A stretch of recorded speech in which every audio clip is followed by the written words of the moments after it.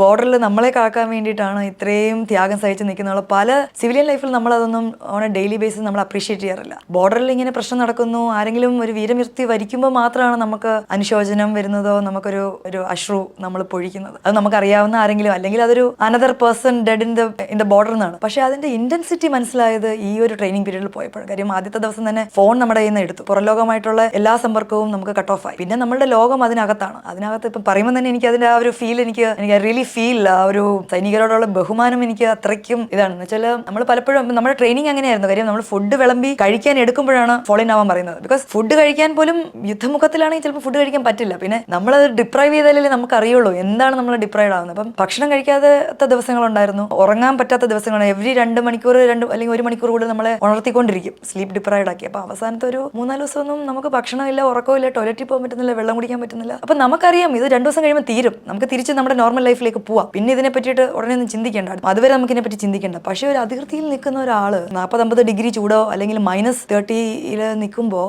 അവർക്ക് അതിനൊരു എൻഡില്ല. അപ്പോഴാണ് നമ്മൾ ആലോചിക്കുന്നത് എന്തൊക്കെയാണോ ഇവർ അനുഭവിക്കുന്നതും, എന്നിട്ട് ഇതെല്ലാം കഴിഞ്ഞിട്ട് വരുമ്പോഴും നമ്മൾ എന്താണ് അവർക്ക് ഒരു ബഹുമാനം കൊടുക്കുന്നത് ഒരു നോർമൽ ലൈഫിൽ. അത് ആലോചിക്കുമ്പോൾ ഭയങ്കരമായിട്ട് മനസ്സങ്ങ് നമുക്ക് ശരിക്കും പറഞ്ഞാൽ I am getting emotional when I talk about it. Because അത് നമ്മളത് അനുഭവിക്കുമ്പോൾ മാത്രം അറിയുന്ന ഒരു ഫീലാണത്.